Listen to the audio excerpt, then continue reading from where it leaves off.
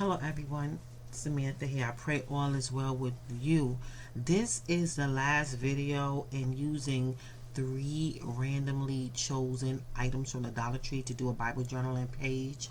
I thought it would be a good idea to come on and show some tips and to show the pages because I limited myself in the amount of items that I could use doing the Bible journaling page, and I had to make some items out of the items, and I thought that would be great to share.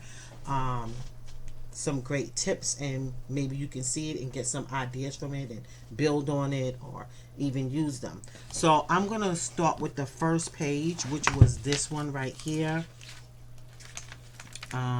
Galatians 5:13. I'm not going to go into the scriptures and everything again. I'll link the playlist in the description section, so if you want to see it, you can. But the 3 items that I was able to use from the Dollar Tree to do this page was eyeshadow, the enamel, I forgot what to call them things again. Someone told me, enamel drops, and also the Bible pages. The Bible came from the Dollar Tree, it was $1, and I actually bought it for arts and crafts. So I couldn't use any markers or paint or gelatos or any of that because it landed on eyeshadow. So I used the eyeshadow to color the background, to color the Bible pages, and then I ripped the Bible pages to make letters, to make alphas, because I couldn't use alphas. And I also ripped some of the pages to make a flower, and then I use an enamel drop right here to put in the middle of the flower. Then I couldn't use washi, so I did something similar, but it's not washi, actually it's a border, using the enamel drops and a pen. And I couldn't use a journal card, right?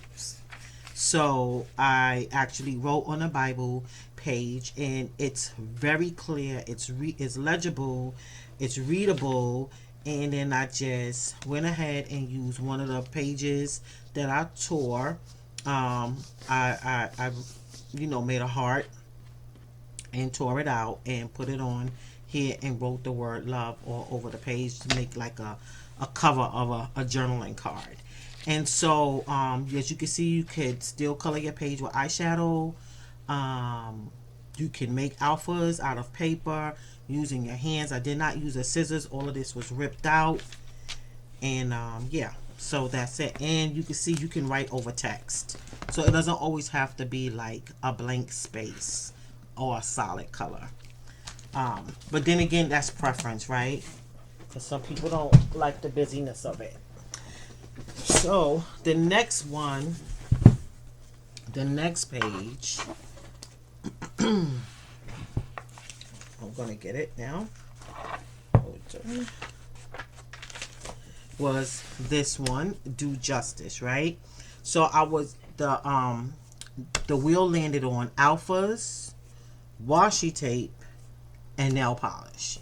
So basically I used the alphas, some big ones, as you can see. I use a washi tape, just basic washi tape. And then I think the tip here is that you can draw with nail polish. That's not, like, how can I say, unheard of. People have done that before.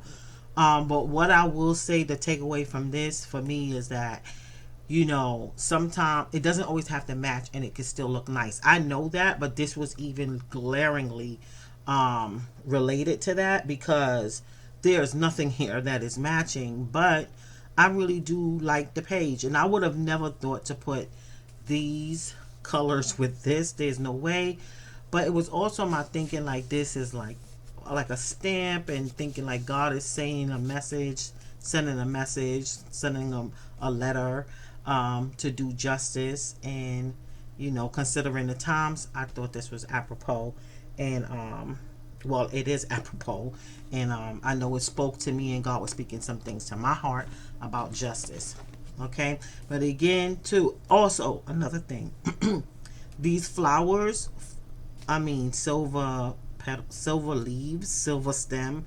We know that that's not the case, but wonky and whimsical, beautiful. I actually have some flower sets coming out, and the name of the line is Wonky and Whimsical. I've been drawing and stuff like that, because who says that flowers have to look um typical, right? It doesn't. But again, it's about who's beholding. Everybody's different. Okay, so that's that. And oh yeah, close it. Last but not least, which is the page I didn't do this one live. It landed on paper pad, pop-ups, and crayons. Now let me just say this: the crayon, you could barely see it, but I can see it. I don't know if it comes up. I'll look back at the video and see just how well it came up, because I didn't look at the video since I uploaded it tonight. But in person, you can still see the crayon. I use glitter crayons, but I mean, I didn't really see any glitter here. It could be just the way that I was using it. So, I'm not going to say that it doesn't show. It could be that I did like a very light rubbing. Also, too, with the paper pad, the takeaway, you could rip it out. I didn't cut it. Sometimes when you rip it, you get those jagged edges. Most people that do like crafting and stuff like that, this is not unheard of. This is not something I came up with. That is a very common technique to rip your paper. I wrote on the paper. I can see it very, very clear. Even though this is a multicolored background. Again, I can see what I wrote here very clear.